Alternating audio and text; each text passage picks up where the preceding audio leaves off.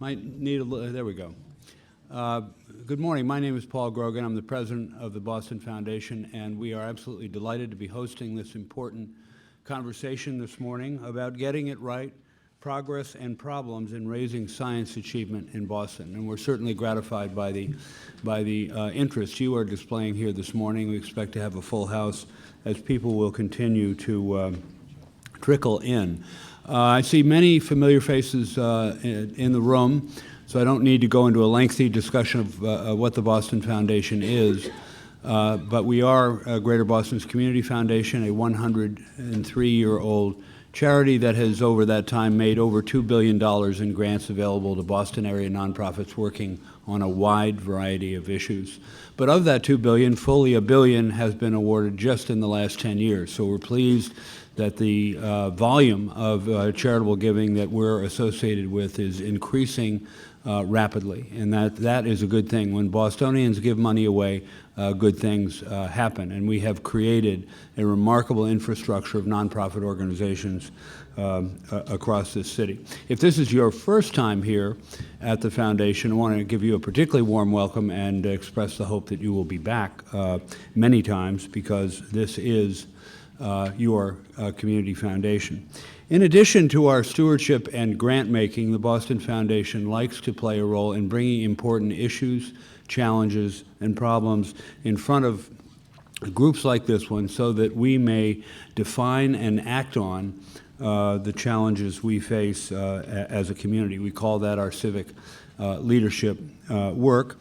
And today we're going to attack a very, very important question revolving around science achievement in the context of a new study on that we will tell you about. The Foundation's interests are very broad, as I said, but education has always been number one, and within that, the whole STEM issue is assuming larger and larger importance. We were there at the beginning for STEM Week in Boston, which is plans to expand their program to a STEM month, which we will support. The intention is to significantly increase the number of students interested in pursuing future study in STEM fields and ultimately careers in STEM-related industries. We also invested and continue to support Dearborn STEM Academy, and we'll be hearing more about the Dearborn shortly.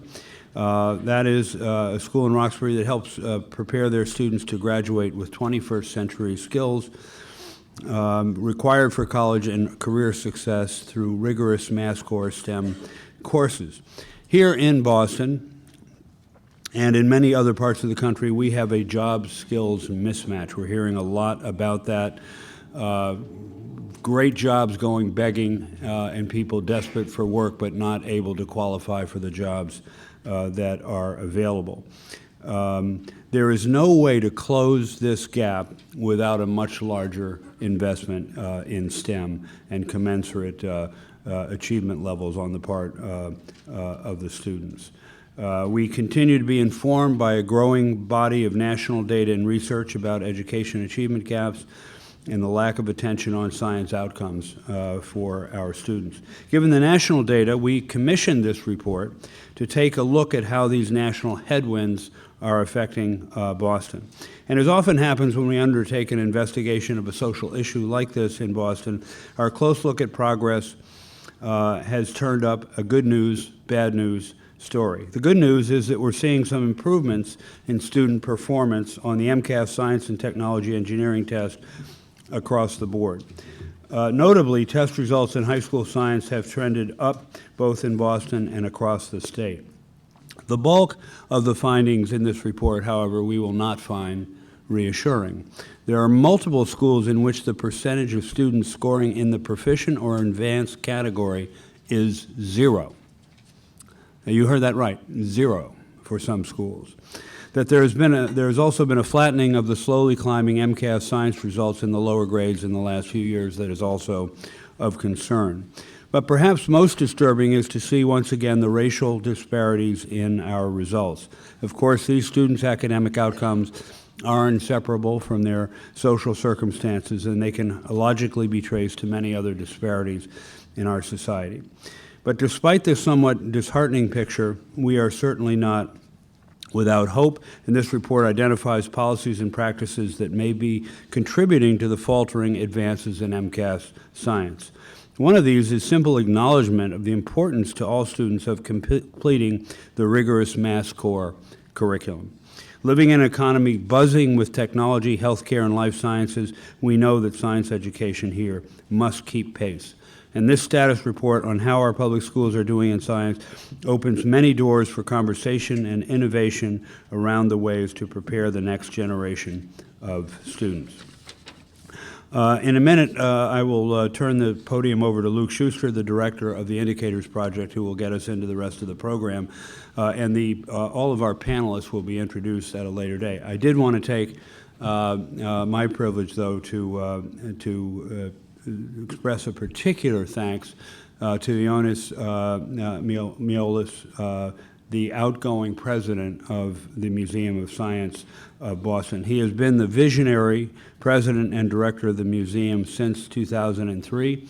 He inherited a strong institution and made it into a stronger, globally significant institution by positioning the Museum of Science as one of the world's largest science centers and New England's most attended cultural institution. Ioannis, we will miss you as you step down as the president and director of the Museum of Science, but thank you for your manifold contributions to this work and indeed to the city as a whole. Could we please recognize Ioannis?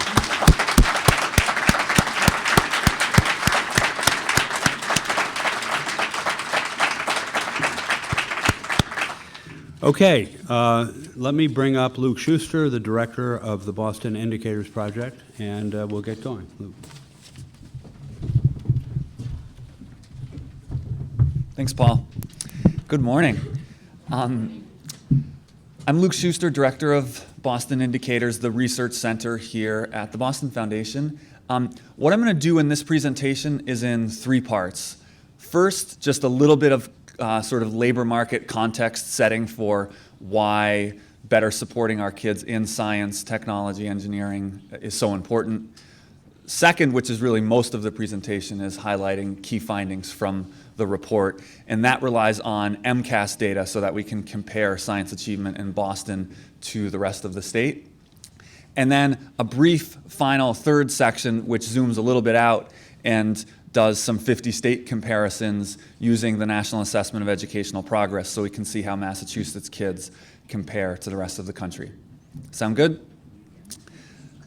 So first, gonna animate a scatter plot on this slide, which uses data from the Executive Office of Labor and Workforce Development. They provide occupation projections out into the future. It's just a best guess estimate of which occupations are going to be growing fastest. And you see two axes here. One is the average annual wage in that particular occupation, and then on the bottom is the number of net new jobs that they're projecting to grow.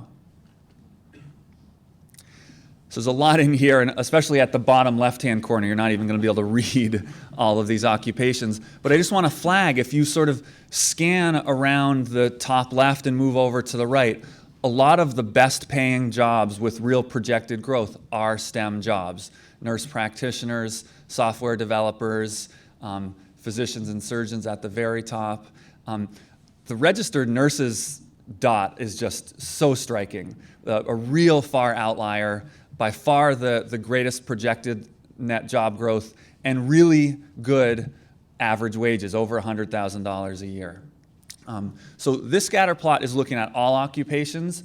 The next scatter plot is the same thing, but I'm actually going to do it just for jobs that require more than a high school degree, but less than a college degree, sort of middle skill jobs.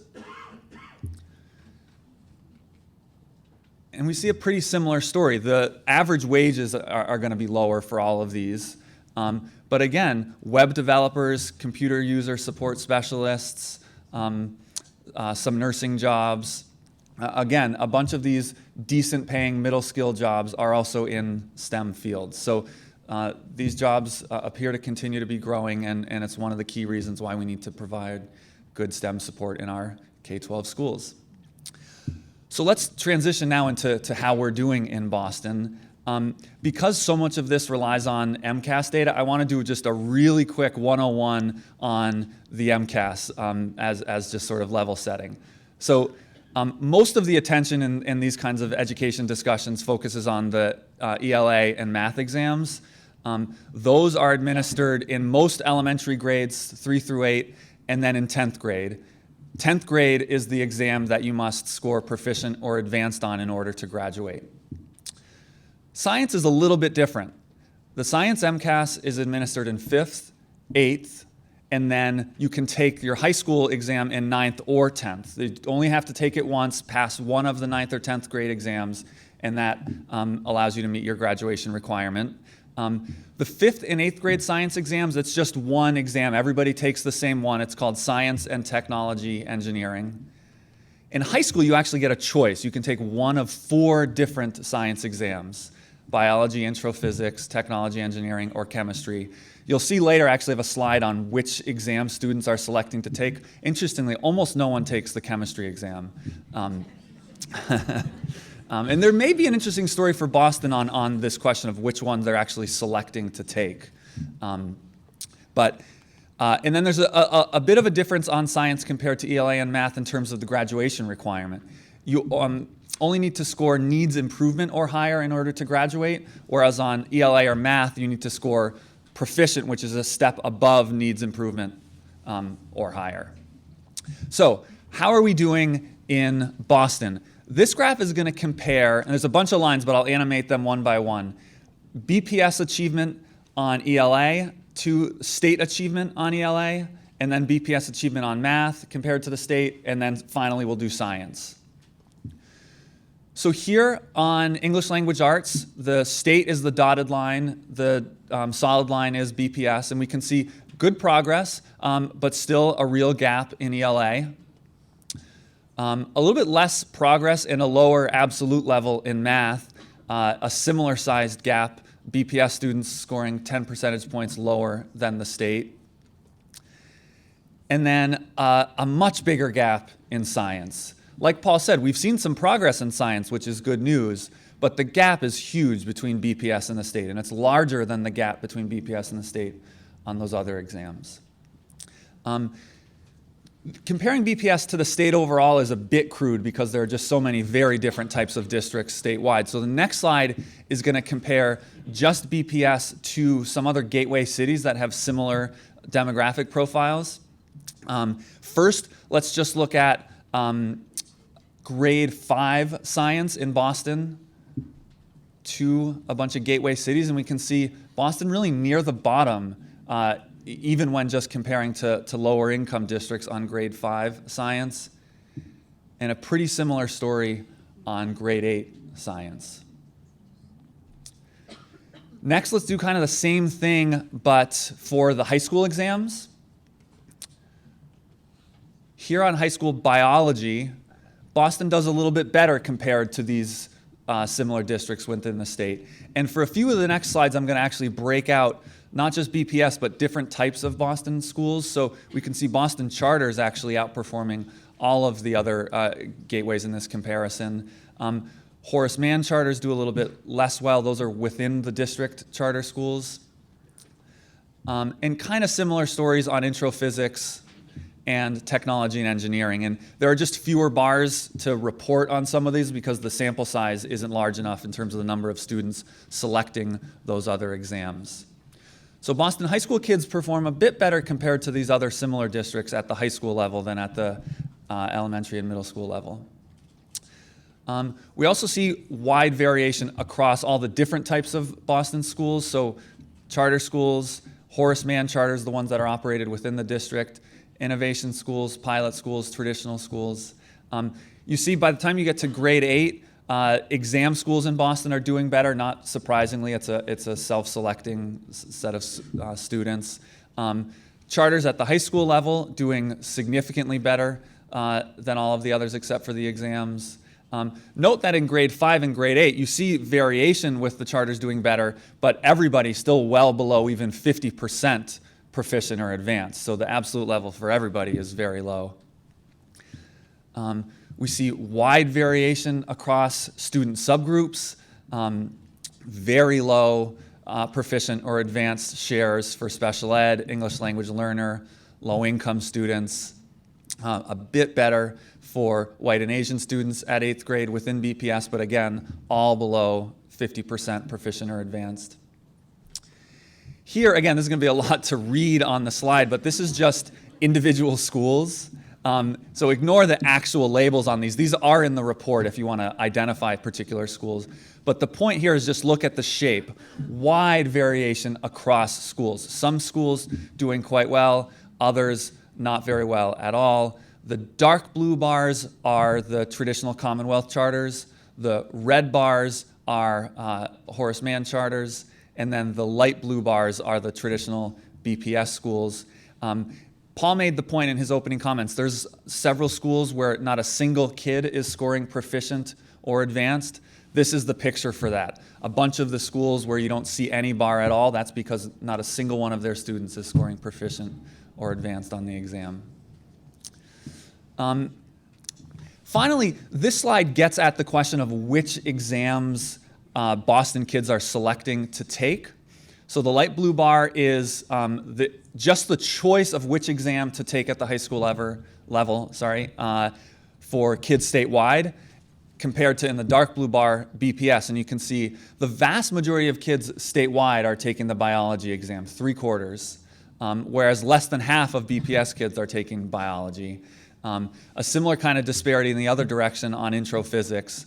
And then very few kids anywhere are taking the technology exam or chemistry. Be interesting if panelists or other folks have thoughts about what might explain this. It may just be the curriculum that's offered. It could be the support and encouragement from teachers and guidance counselors. I really don't know, but I see interesting faces already looking up at me. So let's just compare what they're actually taking, again, with the outcomes on those exams. And you can see the exams the BPS kids are selecting to take, they actually have lower performance on those exams. So just in terms of gaming and strategy, there may be some area for improvement in terms of that. But obviously, I think that strategy flows from the curriculum we're offering in our schools. So it's going to be a more nuanced question than just strategy at the end of the day. So that's the data I've got on MCasts comparing Boston to the rest of the state. Let me just end by doing some 50-state comparisons comparing Massachusetts to the rest of the country. I think probably no one in this room will be surprised by the story that overall Massachusetts students tend to perform well, really at the top of the nation on most exams compared to the rest of the country. We can't use MCasts to do those kinds of comparisons because that test is only administered in Massachusetts. So the next few slides are going to use the National Assessment of Educational Progress, which allows us to do cross-state comparisons.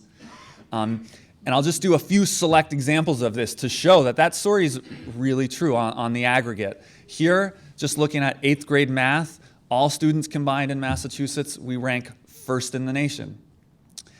Now you might think, and actually had this hunch, maybe why Massachusetts ranks well compared to other states is we are just a more affluent state. We know that education outcomes are highly correlated with parent income. Interestingly, though, if you look at just the performance of low-income kids in Massachusetts to low-income kids elsewhere, very similar story. We actually still rank first in 8th grade math. The absolute achievement levels are lower, which is a problem, but compared to their peers, we're still doing well. Very similar story on 8th grade reading, second in the nation for all students, also second in the nation when you just compare our low-income students. But the story really changes when you start looking at science. All students, we're shifting down to 5th in the nation, and then look at how much we shift down when we look at just low-income kids in Massachusetts. 17th in the nation on science achievement, comparing low-income kids here to elsewhere. The NAEP is best used for comparing across states. They do have a program that samples some urban districts. It doesn't allow you to compare all. It hasn't been done in a while, but I'm going to just end with a slide that shows for 2009 Boston achievement compared to some other urban districts nationwide. And we see a kind of similar story where we're in the middle of the pack on this assessment that's done nationally on science achievement. And again, everybody below that proficiency level of 170. So, just key findings from the report. MCasts achievement is much lower for science than it is for English language arts and math. That's true both at the state level and then also in Boston. BPS students generally perform better on science exam at the high school level than at the elementary level, but still pretty low. Multiple schools have 0 kids scoring proficient or advanced on the science exam. I didn't actually mention this when I went through the slides, but in 2017, 0 kids district-wide scored at that highest level of advanced on grade 8 science in Boston. And then compared to other states, Massachusetts is at or very near the top in math and ELA, but really this isn't the case for science. So there's just something going on here where we aren't supporting students in science at the same level we are in ELA and math. I don't have the answer for why that is, but I'm eager to hear thoughts when we transition into the panel. Thanks a lot.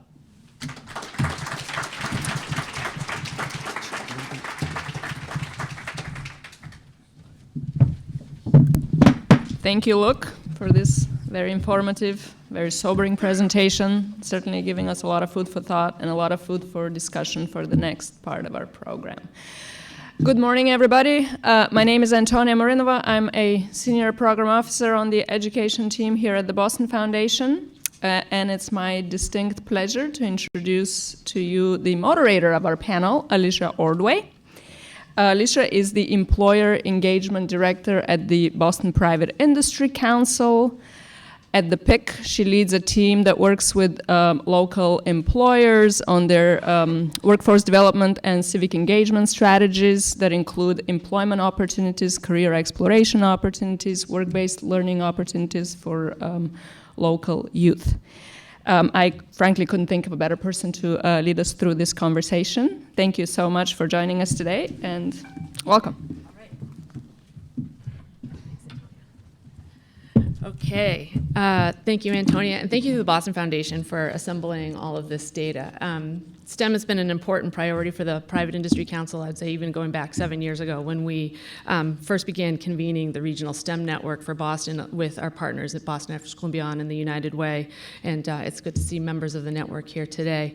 So this is a very rich data set and exciting to discuss. As I invite up our panelists, I'm just going to call them up by name, but I'd just like to mention that at the back of your program, there's a more detailed biography on all of them. So without further ado, if you could just come up as I call you, I invite Dana Brown, who's the principal of grades 9 through 12 at the Dearborn STEM Academy, Charles Granson, Chief Academic Officer, the Boston Public Schools, Melody Knowlton, Director of the Learning Lab at Vertex Pharmaceuticals, Travis McCready, President and CEO of Massachusetts Life Sciences Center, and Yanis Maioulis, President and Director of Museum of Science. Yanis, I didn't get to tell you this earlier. It's funny being here towards the end of your career, because when you came to Boston in 2003, I taught your daughter 7th grade English. It's a nice book ending. Okay, so panelists, there's a lot of data. Much of it was very sobering. I'd like to just open by asking you, as educators, as leaders in your sectors, what stood out for you? What resonated? What was a surprise? And feel free, we don't have to go in order necessarily. If anyone wants to jump in. I can start. Okay, great. If you look at the world around us, almost everything is engineered. And if you don't believe me, if you take everything that is human-made out, what would be left in this room? There would be no buildings, there would be no chairs, no microphones, and most of us would not even be here. And some of you might be here, but you would be naked in the mud, because Boston is, as you know, was a swamp, and it's all sort of engineered, the whole place. In 2000, Massachusetts made the revolution. The first really beginnings of STEM happened under the leadership of David Driscoll in 2000, when Massachusetts had new standards in science, which included engineering as well. And the question was, why only 4% of Massachusetts districts have engineering testing? is because the kids do not pick the test. Actually, the principals decide what teachers they're going to hire, and based on what teachers they have and what courses they have, then the test gets administered. So although there was a great revolution in 2000 on introducing engineering as part of the curriculum and really the beginnings of STEM worldwide, the resources were not there and the decisions were not made to really support this. And actually Boston, the year before these standards, closed the engineering laboratories that they had and converted them to music rooms. And missed a great opportunity. So that's how things started, and now we're at the place where the engineering component is minimal in Boston. Thank you. Others? Two things struck me as I was reading the report last night and then hearing Luke talk through it. One, working at Vertex and seeing the results for Boston, that students aren't doing better as it comes to science, with such a rich ecosystem here of biotech companies, pharma companies, universities, that we don't see higher science achievement is really striking to me. The other thing that was really striking to me was that racial disparity that we see in the test results, which not surprising, but seeing that come out in those results really struck me. Thank you. Good morning again, and thanks for the opportunity to be here. I think it was confirming for what we see in schools. We know that on average, 2 days a week is the amount of instruction our students receive in grades K to 6 for science instruction. And so a basic, principle around time on learning has a great impact on whether students are able to achieve high levels on an exam like the MCasts. And I think one of the things that really jumped out is, as a former high school principal, is this idea that we have ninth graders who, for the most part, are taking the introductory physics exam coming out of a middle school or middle grades experience in most cases, with the exception of exam schools and many other 7-12 selective admission schools. And just discovering who they are, just understanding high school and put into an environment where they're going to take physics right away. We know they're continuing to close gaps around their understanding of math as well, which the physics exam is heavy on. And for those who are able to meet that benchmark, they move on. They don't have to take the biology exam. But for those who don't, they'll take the biology exam. And that's why I think in the report you see even lower rates, because many of them are already past the physics exam. So that dynamic we've set up there, and I would say it's not even just about what teachers are hired. We've organized, for most places throughout the state, but especially in our urban centers, 9th grade intro physics, 10th grade biology. And so a lot of the results you see are directly correlated to that. Thank you. I turned to Charles at one point and I said, this data is not surprising at all. Thinking back to my own elementary school days, when the teacher said, clean off your desks, put everything away, we're going to do science. And I think to some extent, schools across Massachusetts, particularly in urban areas, are still doing science that way.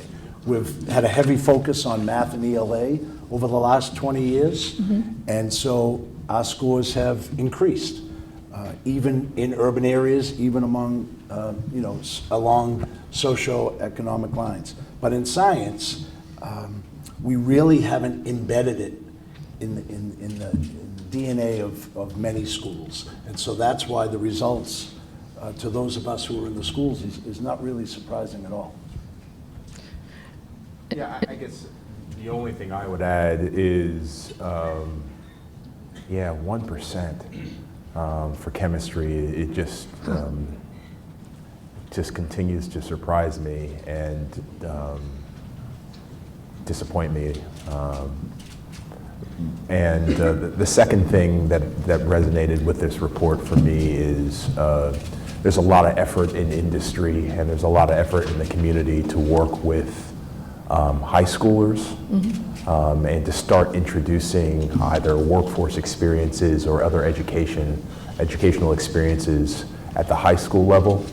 And these data demonstrate that you're not going to get good outcomes when you throw a bunch of resources at the high school level if you haven't built plinth, the foundation at the middle school level. It just reinforces this notion that you have to go deeper. You have to start earlier in terms of science education, that there are these stackable educational skills and learning that you have to place into the middle school and elementary school level if you want to see the type of outcomes out of the high school that we all want to achieve. That's a fabulous segue for me putting Charles on the spot.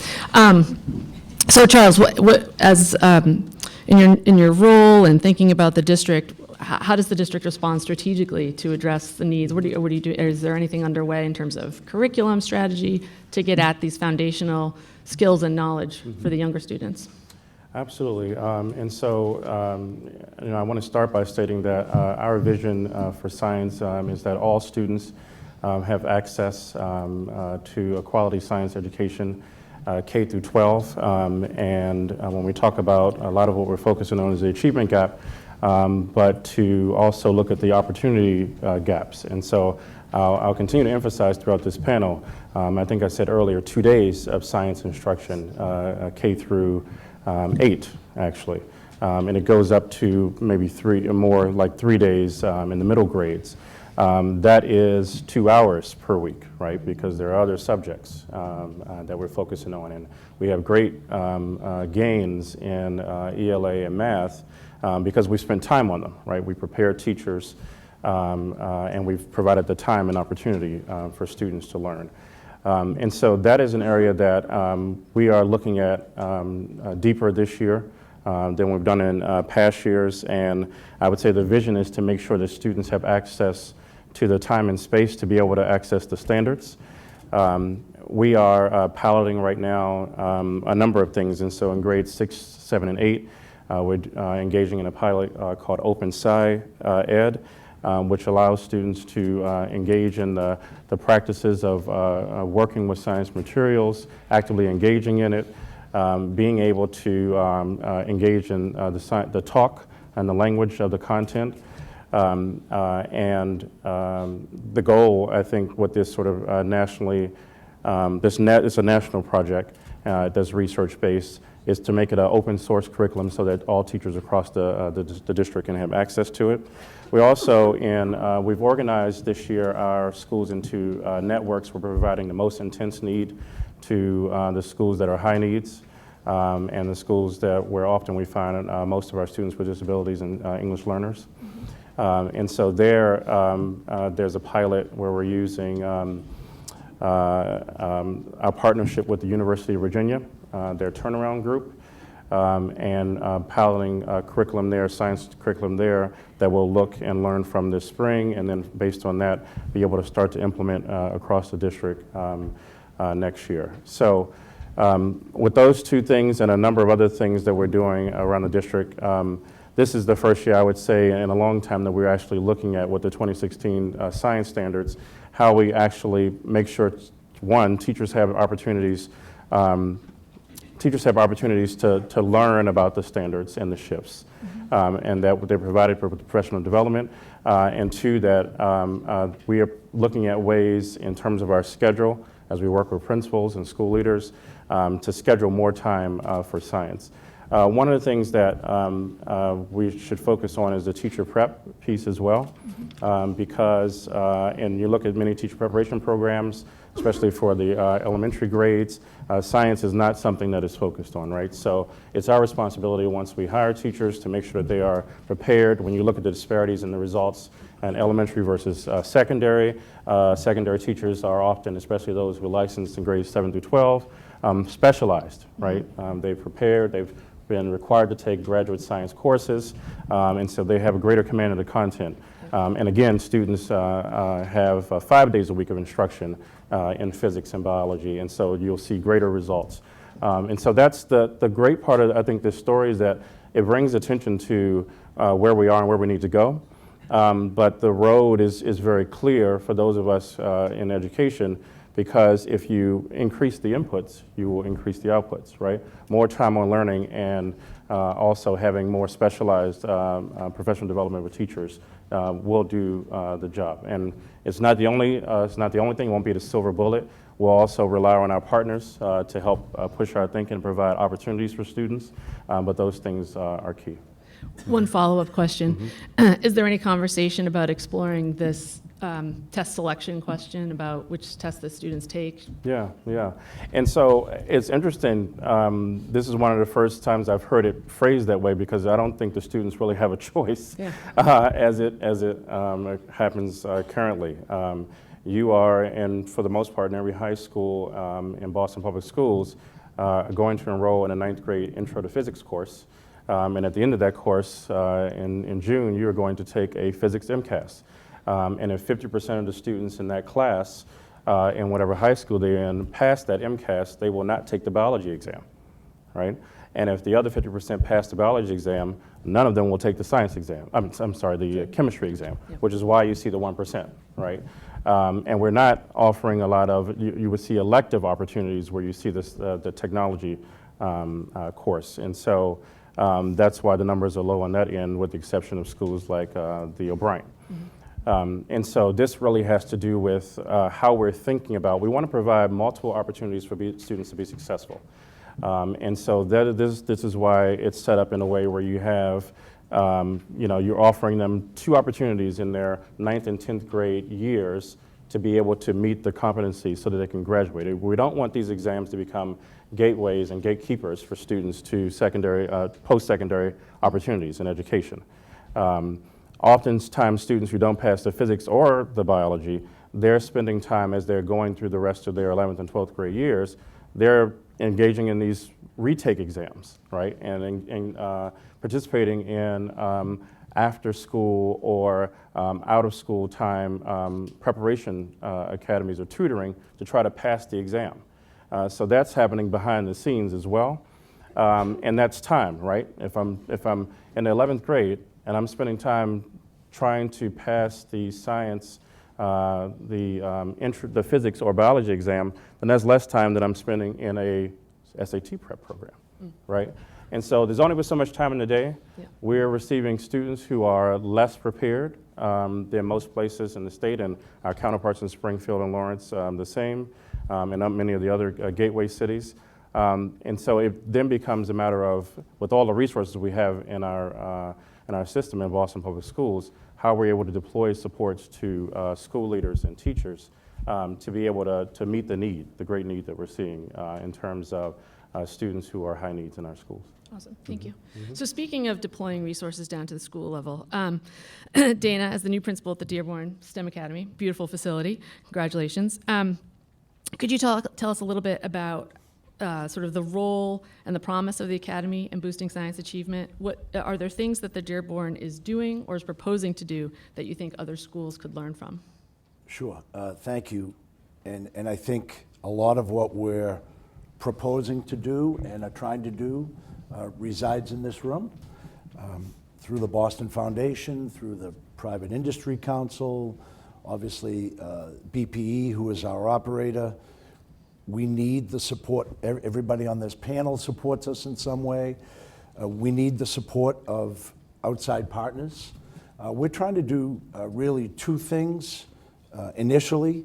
One is this idea of a computer science thread through all grades, 6 through 12, because we really believe at our core that game design, app design, web design, programming, coding is a great equalizer. So if every student in grades 6 through 12 has access to that every year, that's one thing we're trying to do. The other thing we're trying to do is, based on the data that was shown, is we're doubling down on this idea of labor market projections. And so we're trying to become an innovation pathways school in the areas of health and life sciences, engineering, and computer science. And so we're backwards planning to grade 6, curriculum design all the way up through grade 12. And then we're planning with higher ed partners like Ben Franklin and Wentworth and others, UMass, on what does curriculum look like at those places so that we have a grade 6 through 12 and then 12 forward in what our students need to learn and be able to do to go out into the labor market force and get jobs. Career pathways, exploration, job shadowing. Grade 12 is going to look different at the Dearborn. Internships, off-campus, exploration. So I think we see the data. We're not looking the other way. We're not burying our heads. This is a real critical issue. We're taking some risks, but I think the data shows that we don't have a choice. Thank you. And I think it's interesting, the data is very much illustrative of achievement and accomplishment. But Giannis, I think one conversation that we've had in the STEM network often is that a lot of things factor before students can even achieve, that there's got to be an awareness and an interest and an excitement. And I was just wondering if you could share a little bit about what the Museum of Science is doing to both formally and informally engage Boston students, and whether or not you're measuring that too. So there are 4 components that affect child's education. The kids learn at home and their neighborhood, which there's not much you can do about.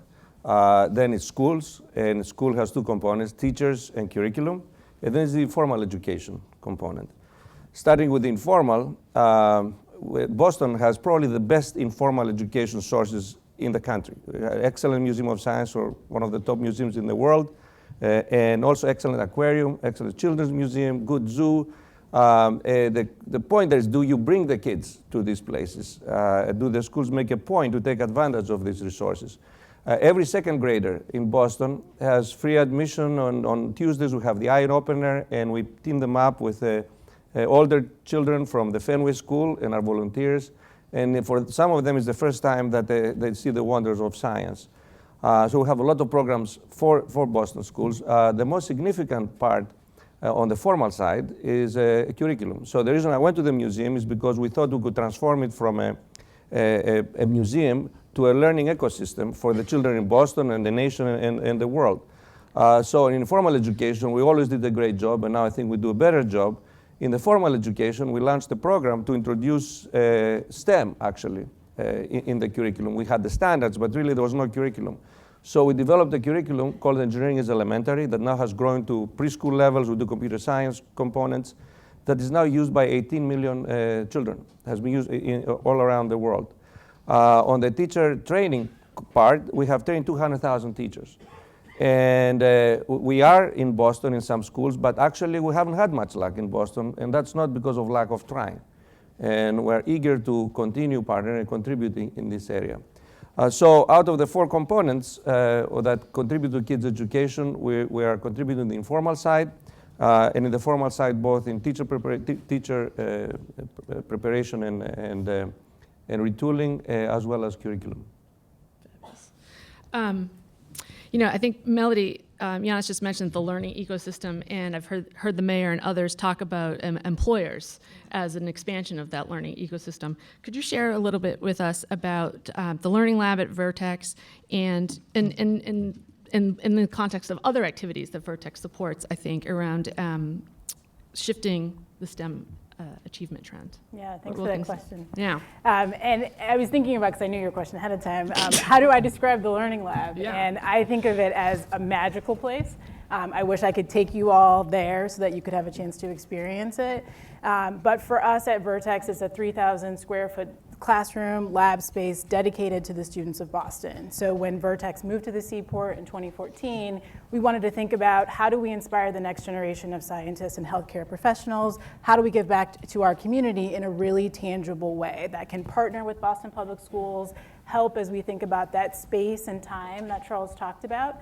And that's what we do in the Learning Lab. So it's really the center of our STEM outreach programs. There we do school year programming. We have visits throughout the school year 4 times a week. So we have a class there right now, I think from Boston Day and Evening Academy. But basically, most of the school year, students are coming into Vertex. Our employees get to see the buses come up. They see the kids in the lobby getting security badges. And the students really get a chance to just experience, and they get to do. And my background is a research scientist. I was surprised when I got to grad school that science was doing. I was amazing at taking tests. I was not amazing at the bench.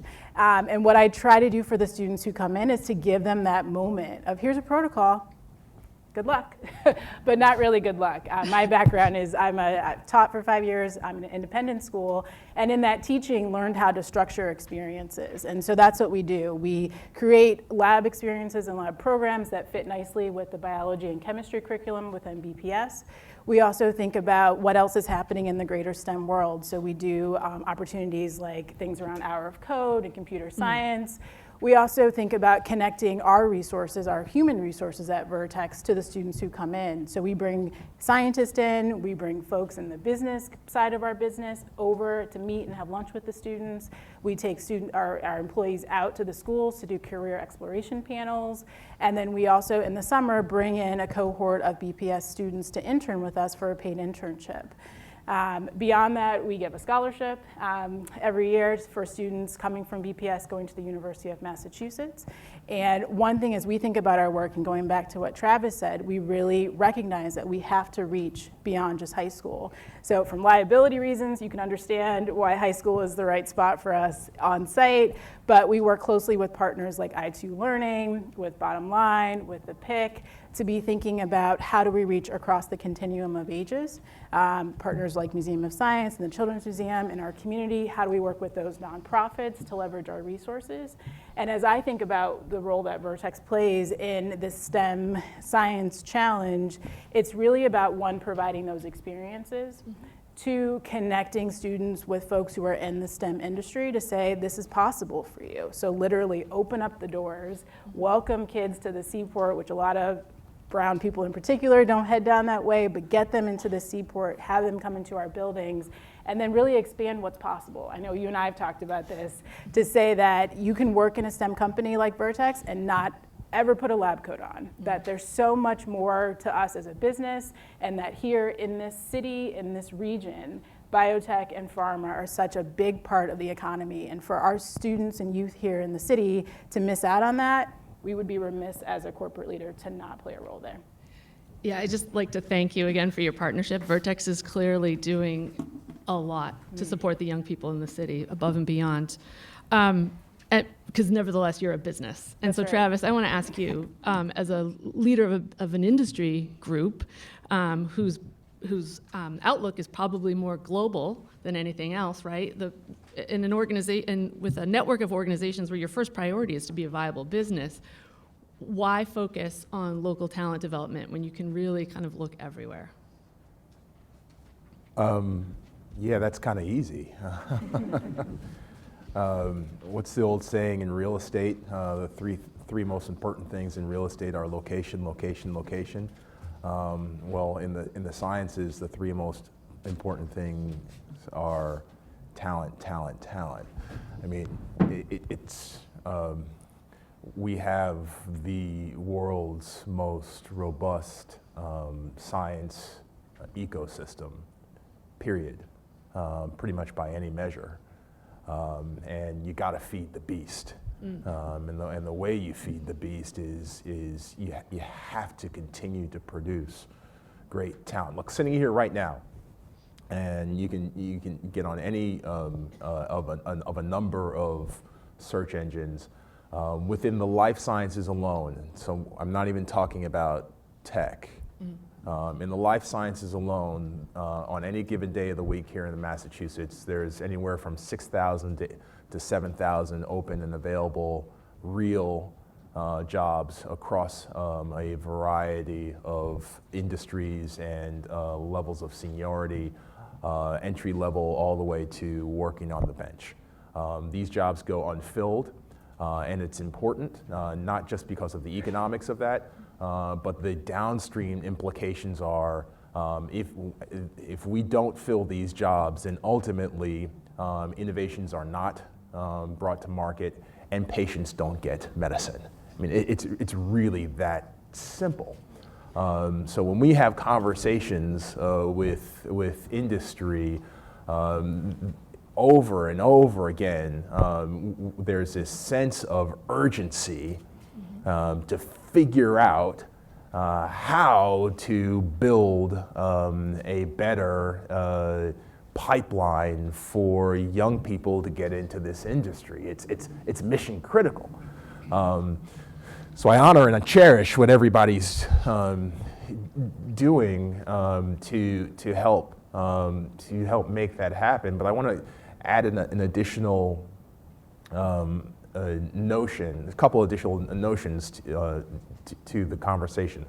One is science education and learning is a little different, in my opinion, than all the other subjects that get delivered in school, in that the content for history, English, those are, and this is, I'm being a little bombastic here, but just to make a point, but those are dead subjects, right? You're dealing with dead material. No, I'm serious. You're dealing with dead material. How many times you're going to pull out Lord of the Flies, right? And Lord of the Flies hasn't changed. And you're going to teach that content over and over and over again. To some degree, certain math principles are changing and evolving. History, you're going to teach history in the same subject matter over. It's not going to change. But science is not the case. Okay, every single day, something is happening here in Massachusetts at Vertex, at Biogen, or in any one of the companies. Something is happening to actually change what our fundamental knowledge about science is. There are principles that I learned, there are principles that you learned that no longer are the case, right? So you cannot, in this conversation about science, divorce yourself from having a conversation about one really important thing that we're not talking about, which is social capital, right? When's the last time that you actually talked to someone within the life sciences, someone within industry? When's the last time that you actually were in a lab? When's the last time that your teachers actually were in the lab? How can you engage in workforce training and workforce development and understand what's happening and understand what industry needs if you don't actually have the social capital to be able to have a conversation with someone that's in industry? You have to, and we have to build an ecosystem which is not just about education pedagogy, which is not just about content, which is important, which is not just about equipment, right? So this, one of the things that we do is we actually fund equipment, lab equipment, facilities, disposables, and the like, because you can't learn how to be on the bench unless you've got a bench, right? You can't learn micropipetting skills unless you have micropipettes. You can't put all of those ingredients together unless you have the ability not just to go to the Museum of Science, which is wicked cool, but when's the last time your students actually had an opportunity to go down to Raynham to Depew Synthesis, the Johnson & Johnson facility down there, where 85% of the new knee systems in North America are made, just down the road in Raynham. And you can see the coolest manufacturing facility ever just by going down the road to Raynham. Do you actually have the networks to be able to make that happen? This is mission critical for us in the industry. This is a part of our sustainability of being able to build an economic infrastructure that will allow us to compete in this industry going forward, not just for next year, not just for the next 5 years, but the next 25 years. Awesome, thank you. Okay, so we've got a very rich ecosystem. We've got employers, we've got industry groups, we've got educators, we've got brand new buildings, we've got informal science. Clearly, there's a lot of resources, there's a challenge ahead, and it's going to require partnership. Let's talk about partnership. What does it take? Yancey already alluded to the fact that sometimes partnership, it's not always smooth sailing. And anybody, and this is open to all of you, does anyone want to speak to the role of partnership and how we partner and all that? Well, just from a school side, Okay. I know that a lot of times in schools, it's about risk-taking. And so we're trained as educators not to take risks. We're trained to be really conservative, play by the rules, get our paperwork on time. And sometimes in the end, that's not always good for students. So I think we have to take more risks. Everybody on this panel, you know, side of Charles on, they take risks every day in what they do. Yeah, we need to take more risks in education. We need to open our doors to partners and understand that there's going to be pain on both sides. Partnerships have to be both sides giving something in order for them to be partnerships. A lot of times schools, we just want people to give us stuff and then go away and we'll manage it. That doesn't work. We have to really work with our partners to make it worthwhile for both. Yeah, I'll add to that, and I agree with you. And so one of the things that has been happening with BPS, at BPS in the last 3 years, with the support of our Office of External Affairs, are a lot of sort of entrepreneurial pop-up opportunities, building on the great work that Vertex has done over the years. I got a chance to go to the Learning Lab. It was an amazing experience, and we want to have more and more opportunities like that for our students and teachers who go with the students to the lab. And so we have, through our partnership with GE, have something called STEM Happens Network, which allows 16 schools to come together, bring teachers in on the weekends, come together to plan STEM lessons and opportunities for students after school to work on STEM and over the summer. And I know that Vertex has summer STEM opportunities as well. And so we need to keep doing things like that. We do need support. I think a teacher, their knowledge and pedagogy around science is enhanced when they have access to individuals like the ones on this panel. To hear Travis talk about the mission critical work and to phrase it like that, I think is inspiring and gets one motivated, even those of us who are in the humanities, to Man, I'm a philosophy major. Oh, good. Okay, good. All right. Let's bring out Aristotle for this one. And so we need more and more of that. We have a partnership with Microsoft and a grant recently that we've gotten through our partnership that will allow us to open a STEM office for the first time in my division of academics. And so we'll be hiring an executive director of STEM this year and trying to leverage more of the partnerships and the resources around the city. Apple is helping us as well with doing coding camps with students and providing professional development to teachers to use some of their technology in the classroom. And so it is changing the face of how we do business in education. And from the central office, also as with school leaders and with teachers. And the challenge as always is to find more and more time. And I think where you are able to do that is where you're able to articulate how mission critical it is that allows us to go out of those sort of boundaries that we have many times self-imposed for the way we do our work.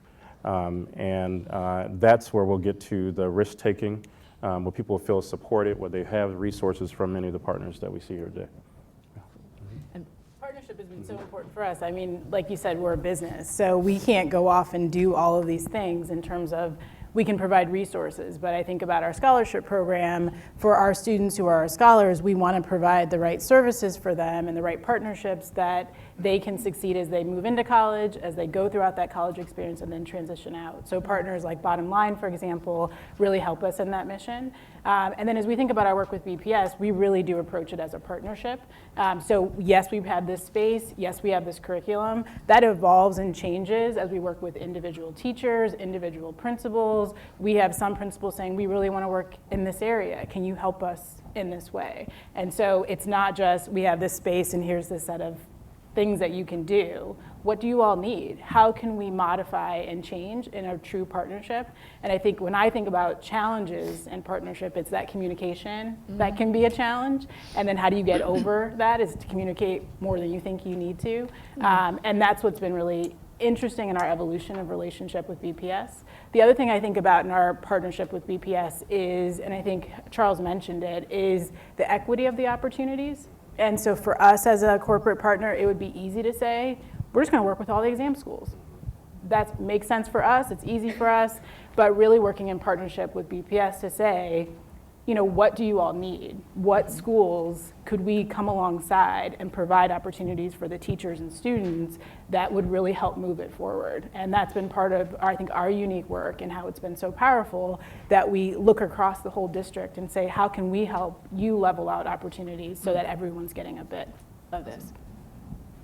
Others? Anything? No? Okay. So I just want to follow up, Melody. You mentioned Bottom Line, which to me asks this question of, and for those of you who aren't familiar, Bottom Line, Success Boston, you know, there's a concerted effort in the city to help students make the transition to post-secondary complete, and then hopefully ultimately connect to careers.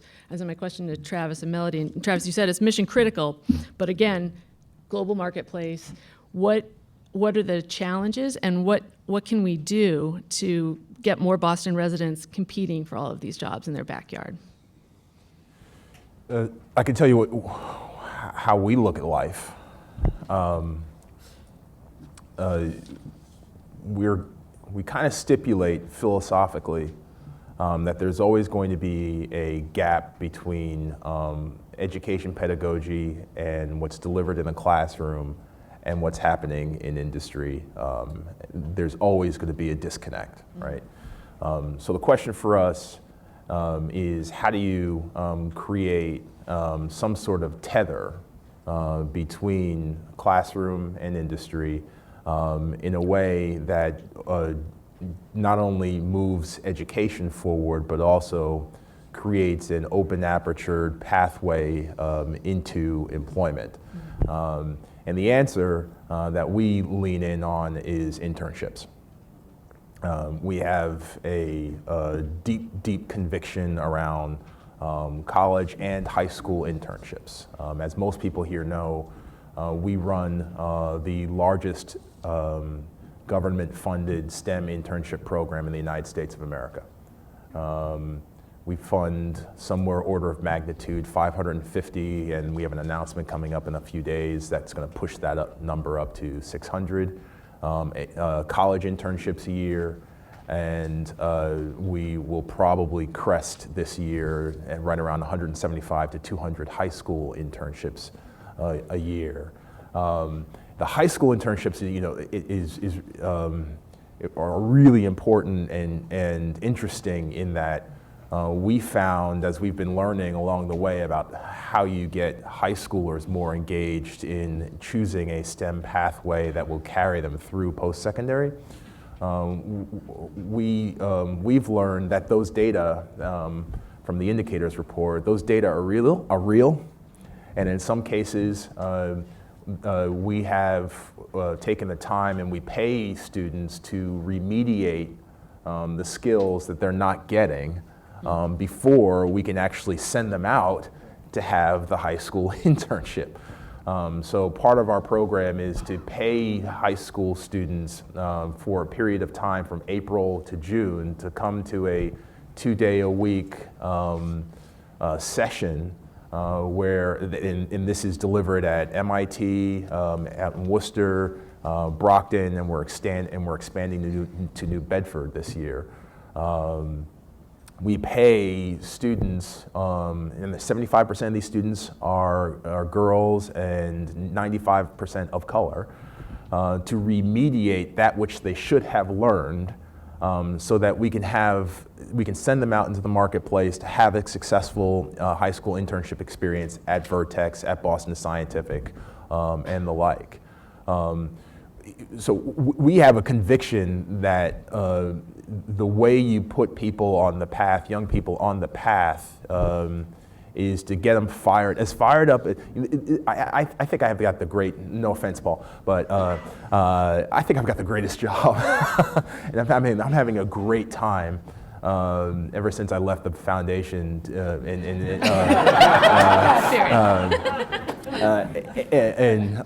it's starting to fun. But I get the chance to work with women and men who are literally changing the course of human history every single day. And I am so fired up about that. And it's the same way you've been fired up at the Museum of Science. And it hurts my heart that our young kids don't have the same opportunity to see this, and see that there are possibilities for them to change the course of human history themselves. So experiential learning is the way to get them to see that, to feel it, to touch it, to meet the people who are eradicating disease, creating new diagnostic equipment, just changing everything. The only way to do it is we got to put butts in seats. You have to. So experiential learning, internships. I think the next step for us, and this is a little bit premature, but I'll say it anyway, the next thing that we're looking at is teacher externships.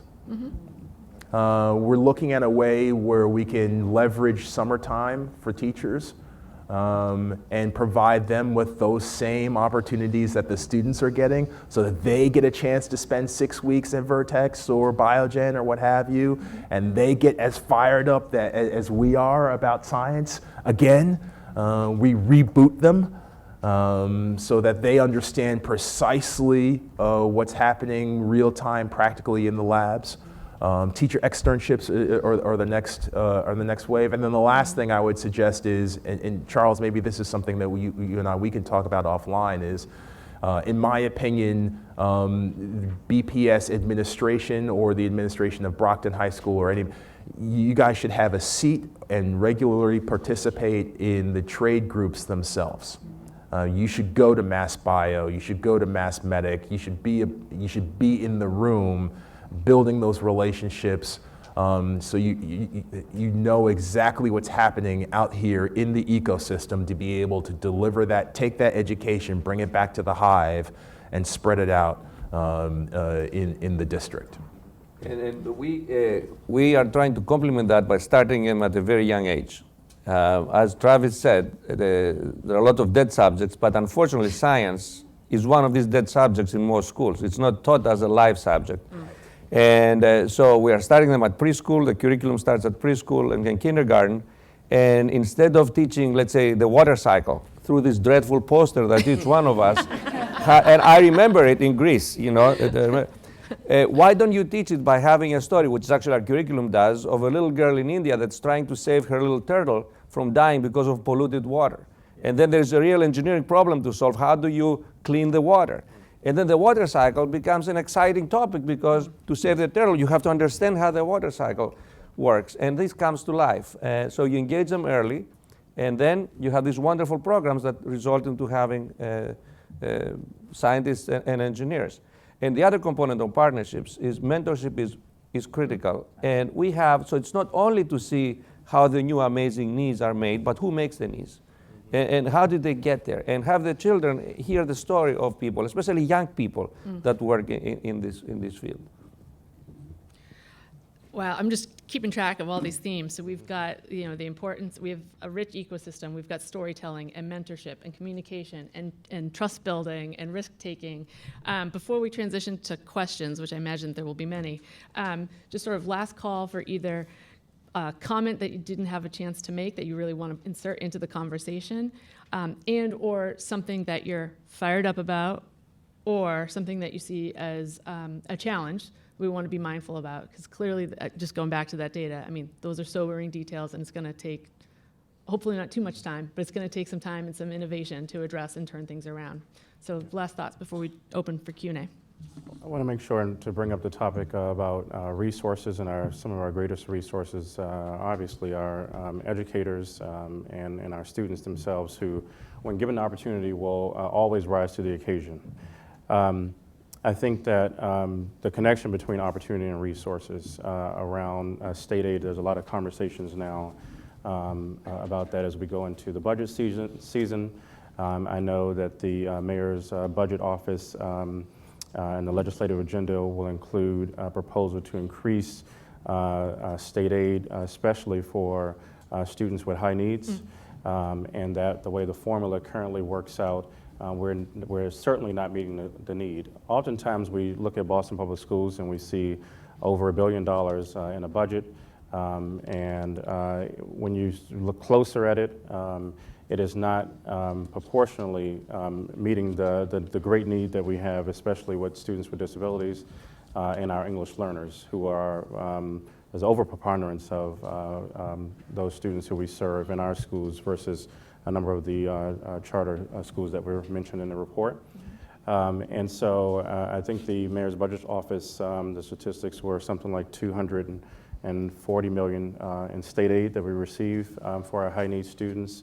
And then we also sent back about $200 million to the state that's then sent to charter schools. So it's only about $40 million, a small amount of money that the state is contributing currently to, when we specifically talk about high need students. And so I know that there are a number of parents and advocacy organizations and surrounding school districts who are going to the State House to try to request increased funding, because that allows us to have the resources we need to provide more opportunities, to provide a more interesting lesson on the water cycle, and provide teachers with the knowledge they need and the courage they need by getting professional development to be able to do things differently. And so that's something that I think is important when we talk about education in general, but especially this science education, which is an uphill battle. One thing I want to comment on is, when I think about some of the challenges that I hope we'll make some forward progress on, are helping all students and teachers really leverage this ecosystem. So I think there's lots of different things that people can dive into. There's equipment grants, there's Vertex, there's Abiogen, there's all these things. But how do we help the students and teachers leverage it into something that changes some of these results, right? So how do you have students do an internship at a Vertex, go through Mass Life Sciences, do another internship, figure out how to leverage those professional connections that they may not have in their families, and really start to turn that into sticking power, to stay in the career, to have the inspiration and that fire to go off to college, to build that network and continue to build throughout college and find the right connections that I think some folks from different communities just take for granted. And that's something I saw in the report as well, how that family background, the lack of those family connections come back into and ultimately play a role in some of the student inputs. And then the last thing I'll say is that I am just really hopeful that, one, this is an amazing city for biology, biotechnology, and we have some amazing teachers and students here. And just like Charles was saying, students will rise to what we ask them to do. Our teachers here in the city want these great experiences. They want to be delivering for their students. And so I think about the individual teachers that I know and students that I know, and I just remain really hopeful as we look at it. You alluded to that with your opening remarks. I think teacher preparation is a big issue here. It's unfortunate that you get teachers out of college and you have to do remedial teaching to have them teach science. This is at elementary school level. And this could be prevented by changing the certification of teachers. Right now, in most colleges, elementary school teachers are required to take 2 science courses. And which courses do they take? The introductory earth science course, geology course, or the introductory chemistry course. These courses are developed for future chemists and future geologists as the introductory course. They don't teach the magic of science and the creativity. It's just the basic chemical reactions and things that just turn the future teachers off in science. Yep. So I think there should be different courses that future teachers should take at the college level. And how do you control that? Through the certification process, which could be changed. So the colleges will have to change the way they prepare in science elementary school teachers. Thank you. I would love someday if conversations like this were in front of a group of students, teachers, principals, deans, directors of curriculum, because they really miss this. There's a whole other world out there that's happening today across BPS, and they're really missing this rich dialogue, the passion, the great ideas, and they honestly sometimes don't know this exists. They're operating in a vacuum that we're doing this and don't understand how it's connected to this. And until we make that connection real for them, we're still operating on two parallel tracks. And really, if there's a way to get us with teachers and students and parents, they would say, oh my goodness, I didn't know a high school student could do an internship. How come our kids aren't doing that? We need to do more of this. Well, when I saw, more, okay. Just to pick up on that and something that Melody said, you know, people may have heard me say this before about the sciences in Massachusetts, but to place my comment in context, you know, we have the opportunity to as you noted, it's a global industry, and we have the opportunity to compete at a global level to bring companies and to advance companies in this industry. And we get asked all the time, what sets Massachusetts apart from California, from Ireland, from South Korea? What's different? And as I've observed this over the past 3.5 years, the one thing I can say is different is that, consistently different, is that in Massachusetts, the sciences are not a sector. In Massachusetts, the sciences is a culture. And it's a really important distinction. And I want to just give a shout out to Paul and the Boston Foundation for having this event, because it just reinforces that we have this ability in Massachusetts to think about what a common expectation is about things that are cultural in nature, and to bring community together to drive forward for these common cultural issues. And and once again, here we sit, and we're not treating the sciences as a sector, but we're thinking about how do we move the entire community forward. How do we change at the community level how we think about advancing science education? That is unique. That's not a conversation that you see in other states, in other countries, where we think about this not from the economic development perspective, not from just an education perspective, not from a workforce perspective, but really think about it from a cultural perspective. Awesome. I just want to give the panel a quick round of applause. You're awesome, awesome group to moderate. Thank you very much. So Dana, you bemoaned not having all of the students and the teachers here in the room, but we are being live streamed, and this is being recorded, so they can watch it later.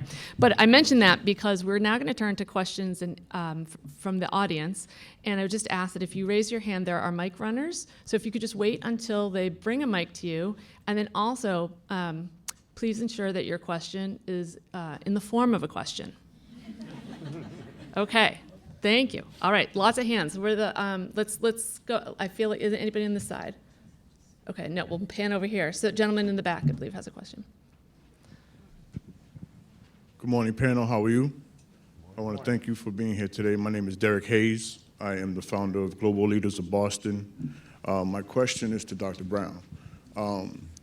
At the Dearborn, are you interested in having outside programs come into the school to offer advanced technology skills to your students? Could you be more specific about? Sure. So Global Leaders of Boston is a Cisco networking academy. Okay. We prepare junior high and high school students to become certified networking engineers. We start at the age of 12 and we go through the age of 18. We partner with, we have conversations with universities for 4-year scholarship programs. And we also have internship opportunities at some of the tech companies. some of the tech companies are going younger, like IBM. So we want to get our high school students into internships. However, with the skills gap, we want to make sure that we're providing the skills for our students to be able to utilize those skills to get these jobs in the industry. So we were providing our service as an after-school program. So, It's kind of difficult with this type of curriculum with, we're coming from the ground. So we're teaching these kids who have not had any exposure to technology other than a cell phone. so, So- it sounds like this is a good example of partner trying to Well, knock on the door. yeah. How do they So connect? we can talk afterwards, but I can tell you that right now we're developing our computer science innovation pathway, and we started with, just to mention them, Ben Franklin and Wentworth, and so we're working backwards. What do students need at that level? We're also working with a couple of industry partners. What do students need? So we're working our way backwards. We're actually developing the curriculum now. The Dearborn High School part of the school is a relatively new high school. We've only been around for a few years. So we're still building out our 9 through 12 computer science curriculum, but I'll be around afterwards if you'd like to talk. I'll definitely follow up with you. Certainly sounds like an idea. Thank Thank you very much. Cool. Claire's got a question, and then we'll come up. Hi, Claire Duggan from Northeastern University Center for STEM Education. A few of you alluded to learning that takes place in the home, all right? But I didn't really hear a lot about how parents are being engaged, how parents and families are being raised up, and how we're addressing the lack of a comprehensive adult education program initiative in the city of Boston. We raise families up, we raise children up with them. So I'd like to hear some responses. Okay. Parent engagement.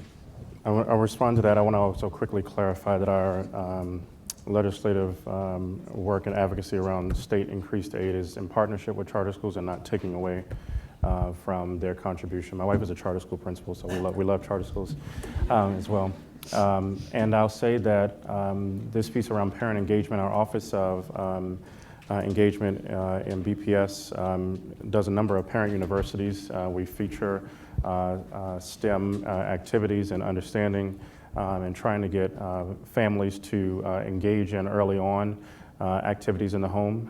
It's something that I, with my humanities background, even struggle to figure out ways to engage my son around those things, because very easily I can surround them with books and the literature, but having opportunities to practice. There are actually STEM kits out there in stores or and in libraries, as public libraries as well. And so that's a message we need to continue to get out there, and that we will continue to try to think with our partners about how we do that as well. Yeah. I guess one of the things that I just would like to address is the issue in terms of parents also. Hold on. Parents also having access to continued learning. So it doesn't stop. We have many young parents in the city. We have a substantial economic gap. These families need pathways too in terms of reemployment, continued education, and as they continue to succeed, encouraging their children along that pathway. So I don't want to discount the opportunities for parents to learn to engage and to be able to interact and encourage their children, but they also have missed that opportunity pipeline. And how we have points of entry for them into the jobs that are available is something that I think the system needs to be able to address in collaboration with what they're doing for teachers and the children in the schools. Thank you. How about on this side over here? Hi, Oh, and if you could just introduce yourself, that would be helpful as well. Thank you. Heather Hoffman from Cambridge. And first off, I would strongly urge you to talk about STEAM, include the arts. The arts are practical science in many ways, combined with a whole lot of ingenuity, which is something that's very important in science if you're going to think of new ways to do things. But the second thing that I wanted to say, which is related to that, is when you talked about experiential learning, What I have seen and heard about in the Cambridge public schools is the stomping out of experiential learning in favor of just books. So how can we return to things where teachers had developed curricula, for example, studying the river, the Charles River in one of the schools in Cambridge, and that has been stomped out. It was something people looked forward to. Thank you. So I guess the question is, if I may, it sounds as though in light of, sometimes experiential learning, you have to allow teachers more latitude to implement, and it's not necessarily a straight line to the standardized tests. Do you want to speak to sort of how you're balancing, skills and content knowledge with the standardized test? Sure, and also with liability and parent concerns. Sure. And you just can't let folks go rogue and say, we're going to go do this for a month, Right. and we'll check back in a couple of weeks. Yeah. I really firmly believe that we have an opportunity to rethink the way we're doing high school, particularly in the upper grades. And to the internship piece, the job shadow piece, I think that's where the experiential learning comes in. Declining higher ed enrollments gives us great opportunities to partner. We really have this window that we should be thinking about ways to get students out of the building, doing things that are real world, real life. So I think that's important. To the STEAM piece, I work at the Dearborn STEM Academy, which was built with a beautiful art space, dance studio, chorus room, band space. So we are not ignoring art as a viable and ingenious way to improve students' verbal skills, mathematical skills, thinking skills. So it doesn't have to be one. It's a false choice. Right. It doesn't have to be one or the other.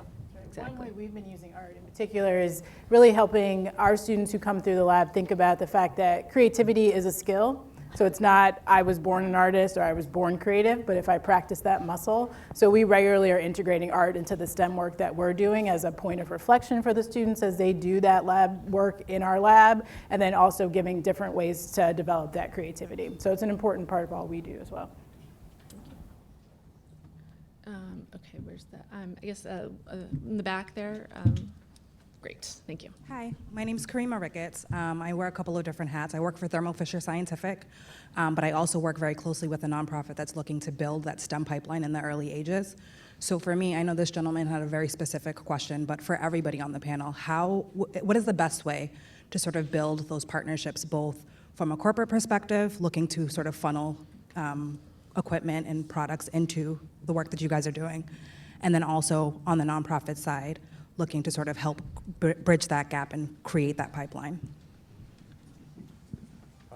So I will just start by saying we have our Office of External Affairs at BPS. You can also reach out to my office in Boston Public Schools, Office of the Chief Academic Officer. And we have a number of different offices in the central office that's working on bringing folks together. And so we are convening all of our partners for the first time in a way where they will be able to sit around the table and talk to one another and have a dialogue about how we work together.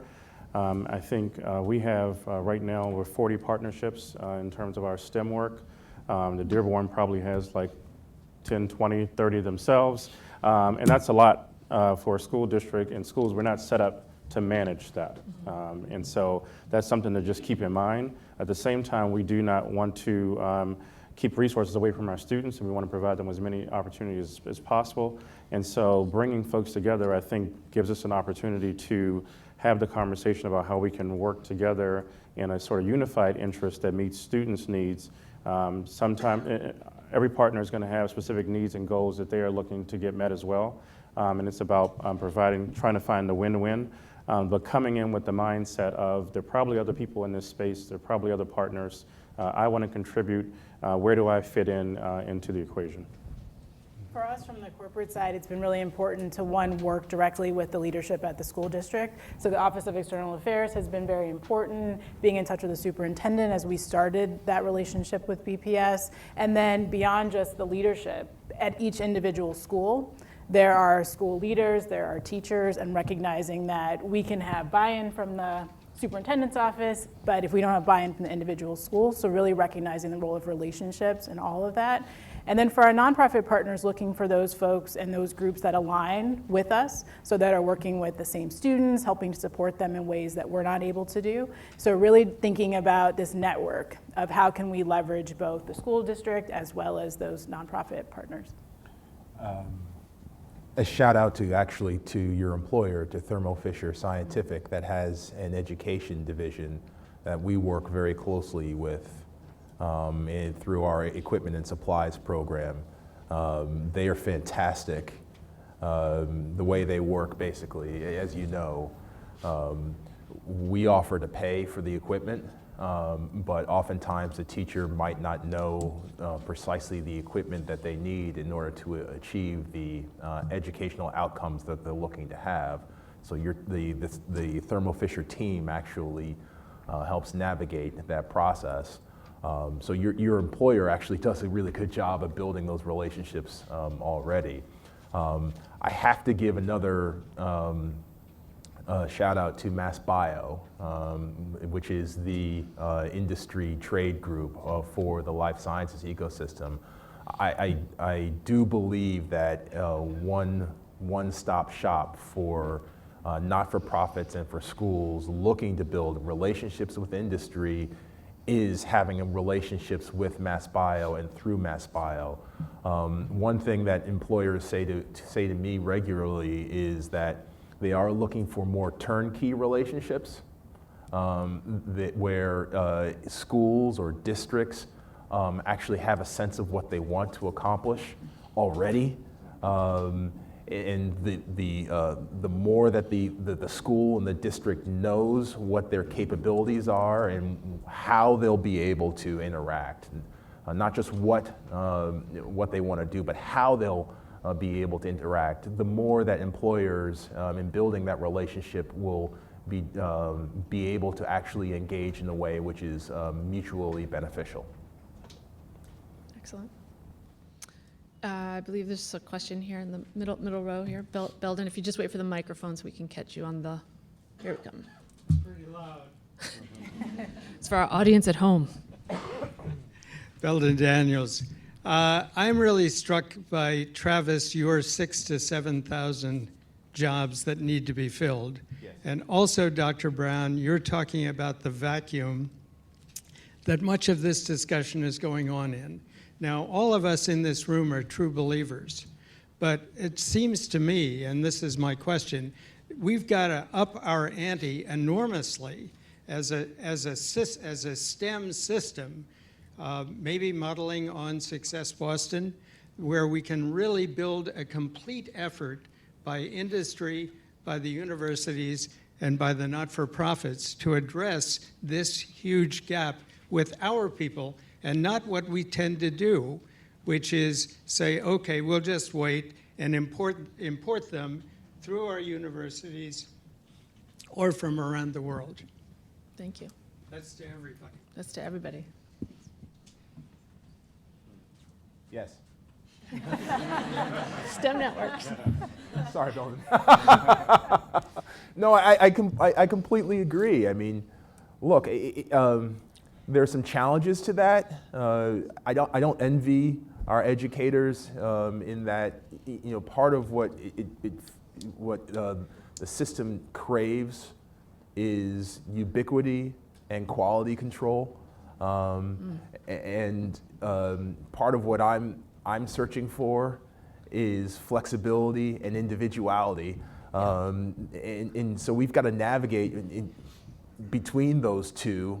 To be able to create this approach which is more systemic, that allows for an education delivery system that is reflective of industry need, but also ubiquitous and quality in its ultimate approach, right? I think that we can do a better job than we're doing today.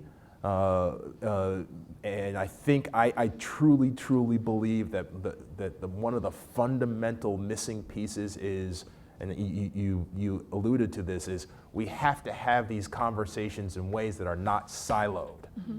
Exactly. Right? It's not just that we're not having this conversation with other educators in other districts, we're not actually having this conversation in front of industry either, right? We've created it, we're having this conversation a little bit in a bubble here. So we have to have a conversation, a way to have a conversation more broadly, more nimbly, that allows for social capital connections between all of the players engaged in a way that allows us to create the successful outcome that we're looking for. But short answer is, Belden, yeah. Yeah, networks, intermediaries, they're key components to bring all these disparate groups together. As a follow-up, yep. Just quickly, we have a model, and the model is Success Boston, and what we've done in doubling the college graduation rates with Boston kids over the last 8 or 9 years. That's a great model. It brought everybody together to make that happen. We need the same thing in STEM, starting way back as with parents.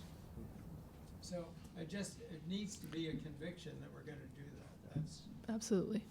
Thank you. Sorry. Add quickly that I think we need to come together, and I could see that group that you mentioned, the sort of ecosystem, coming together to help us come up with different measures, right? Because this MCasts is just one measure, and a lot of it has to do with the dynamics of testing and scheduling in schools. There are many young people, especially those who pass the physics exam, for example, who have 2 to 3 more years of science where they're still learning, right? And so what are the measures like even upon leaving high school? That's something for us to think about, and think about different ways of measuring the test, especially when we talk about more hands-on, minds-on types of activities. I think in the short term, it's important for us, and when we talk about partnerships and how we support schools as well, to be able to draw a straight line from the partnerships and all the things we're infusing into schools to build competencies for students and provide them to access to different kinds of science experience and STEM experiences, and the science standards as measured on MCasts, right? So everyone in this room can go and look up online the 2016 state frameworks for science, technology, and engineering, and you see right there what we in Boston Public Schools are trying to, that's where our arrows are pointed, right? In terms of us believing that if students know this, they'll be ready, right? Now, one thing you might do is you might go back and say, wow, if this is what they're saying, this is what makes students ready. If there's a disconnect there, we need to go back and revisit that, right? And work with our state partners in doing that. And then in the short term, again, how do we then work with schools to meet those gaps? Because that's what we're working on, because we're publicly measured every year by those assessments, right? And when things get put out in the public, right, and the school, teachers, students, parents open newspaper and they see results in the name of their school and they're labeled in levels and labeled in proficiency and non-proficiency, then anyone who wants to do better in life will then focus on those standards, right? And so in terms of what we're trying to accomplish, it is college and career readiness and success and access to a lot of what you're talking about. But the way that's been defined in terms of the way we've set up public education right now is by meeting those standards. A young person is then going to be prepared, right? And then that's one set of standards, right? We have standards for all the other subjects. Right now, something that's very big and important is social-emotional learning. And it fits into exactly what we're talking about in terms of the sort of attitudes, knowledge, and skills we want students to be able to have, how they problem solve and navigate their way through internship experiences that will then provide them success for later on in life as well. And so there's not a lot of bandwidth and again, time and resources to be able to focus on everything. So how do we get those who are in the partnership realm and in industry to help us sort of be able to narrow the focus to both meet the standards and provide those dynamic opportunities for young people? Yes. Hi, I'm Courtney Dickinson, and I'm the founder of Acera, which is a STEM school, and we have a huge focus on pilot testing and inventing novel curricula, and the purpose being to get it out into public education. one of the things I think that can really get in the way for teachers and systems is fear. I think teachers want to be able to tether the scientific learning to innovations actually happening in the world, but they don't know how to. And I think the fear of missing the standards can get in the way of them doing experiential learning, right? And then they can become avoidant, and they don't have the time on task, right? So I'm just curious what experiments or ideas all of you have about how we can, and it links directly back to how Mr. Brown opened us about enabling teachers to take these kinds of risks. What are things you think could help with that? Something that we've just launched is our first life science change agent teacher program. We are in the middle of enabling a group of teachers from a bunch of low-income school districts to know how to apply CRISPR to do gene editing in their high school biology classrooms. It's based upon a curriculum we invented and pilot tested at our school. One of the ways is to go across disciplines, right? So they also then are getting equipped to run the philosophy discussions about the ethics of that. Just as in Lowell Public Schools, some work we're thinking about doing with them, they're looking to link scientific and tech standards for young elementary kids to literacy standards. So there are some ways to link things and free people up to be able to then spend more time on task. But you all, I'm just curious about the things you're thinking about to open up that experimentation and to get rid of some of that fear. It's interesting that you mentioned CRISPR, the gene editing technique. So we have done some of that at Vertex, and we actually have brought our scientists together with the teachers that we work with to help explain that to them. And part of the framing of that was, I mean, I was trained as a research scientist. I've been out of science actively for about 6 years or so. When I was a postdoc, that wasn't a thing. So it's like for a teacher in a school, even if you were in science, that wasn't a thing. So for us, it was bringing the experts from the bench who are actively doing it to our teachers and explaining it in essentially a 15-minute TED Talk. So how do you shape it for a teacher to get them excited and inspired to try to learn it? We brought things like data science, so big data, how do we interpret that? How do we use that? So we brought a data scientist from the bench to be in front of our teachers. The other thing we've done, we've worked closely with the organization called I2 Learning, who helped to put on Boston STEM Week and STEM Month.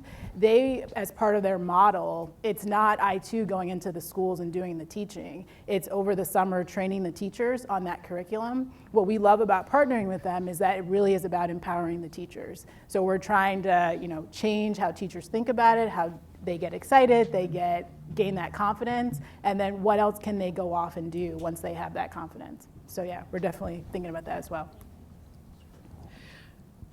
Any other comments on that? Okay. All right. I apologize if there's a lot of energy in the room, but I'm afraid we're going to wrap up this part of the panel and transition to Elizabeth Pauley, the Associate Vice President from the Foundation, to close out our session today. But I just want to give the panel one last round of applause. Thank you very much.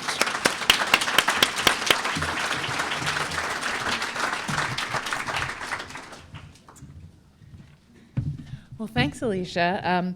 I just have a few minutes of closing comments to bring this to an end for now, and then you should stay and network and talk to each other because there is a lot of very exciting energy in the room.